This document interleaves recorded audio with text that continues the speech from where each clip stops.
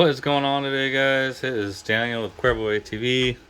Today we are tuning on a bike. This particular one is our plus one head E85 tune up, 14:1 compression. It's making about 73 horsepower. Good little simple build. Pretty much just top end stuff, throttle body, clutch kit. But anyways, today we are talking about idle air control. No, not idle air control adjustment. We are talking about fueling at idle. So idle adjustments in the mapping. So what we're going to do is, if you have the C3 software, it's going to look like this, and the your idle adjustment range is going to be here on this 0 and 2% column. Is normally what I adjust up to 2500 RPM. So if you're on a Power Commander 3, Power Commander 5, Power Commander 6, 3 and 5, the software look different. This software here will run all of them, but we're going to highlight over 0 and 2% from 500 RPM down to 2500 RPM, and we're going to adjust this up or adjust it down depending on what the motor wants. Now, here on the dyno, I have feedback with the O2 sensor, and I can see what's lean or what's rich. But ultimately, the best idle quality is going to be where the idle speed is the highest and the smoothest. So that's going to be the correct air fuel adjustment for idle. So what we have to do, and it's going to get a little loud here, and there's no way about it, but I am going to show you what happens when we change this block of numbers up 5% and down 5%.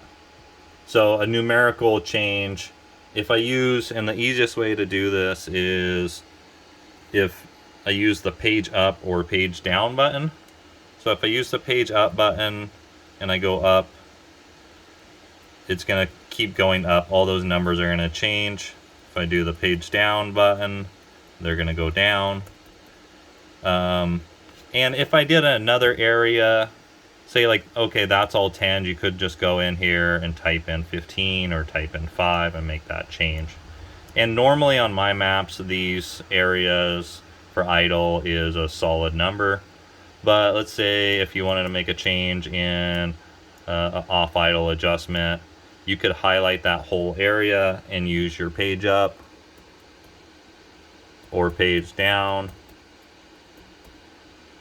and change that whole area. After you make the change, you go up here and you push send. And it'll give you confirmation quickly that it sent the map. So I'm going to start this bike.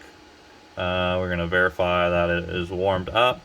And then we're going to watch this graph down here. Let me adjust this a little bit. We're going to watch this graph and watch RPM a little bit and see where that goes with just 5% change. Now, most mapping changes, if I send you a map and you're like, okay, I rev the bike and it comes down and the idle seems to stall or load up the plug and stall and then shut off. Or the idle comes down and like it wants to not be very crisp, then most often it is a bit too rich. And we'd go in here and make an adjustment to this area, taking some fuel out of it. Normally 5% is pretty big change, but if there's an issue, normally it is not just 1 or 2%, it's out a bit more than that. So all right, let's fire this bike up. I'll show you what happens.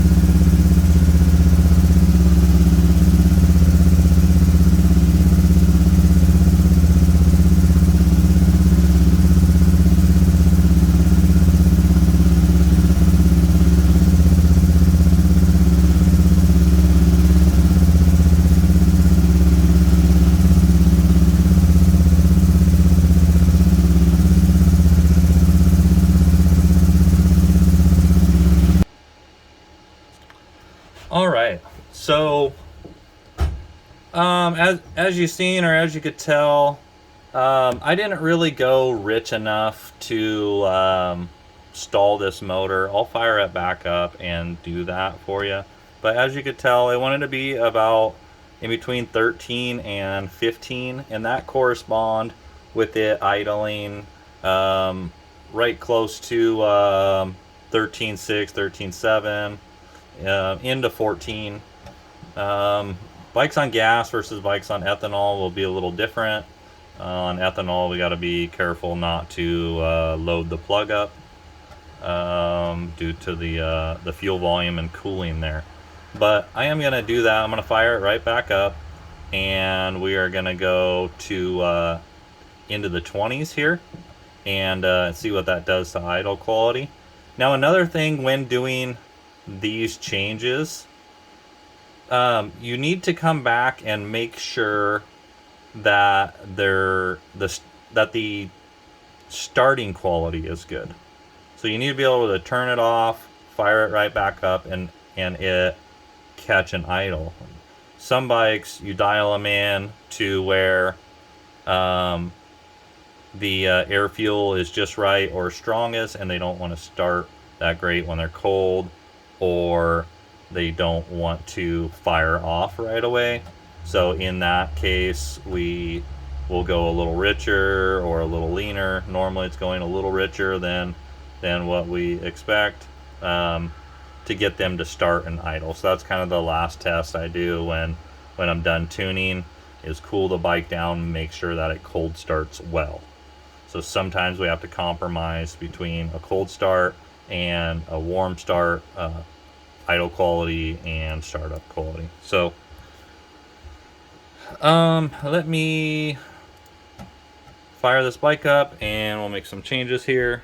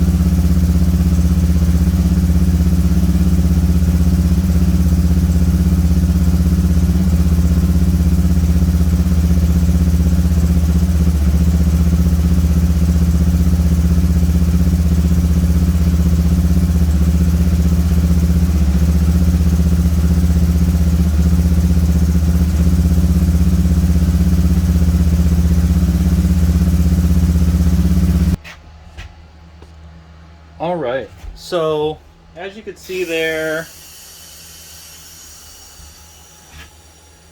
on this particular bike, and especially because it's E85, the numbers are more drastic of a change. If you have a stock bike with a big 3, these number changes, if you went 20, it would probably just stall right away.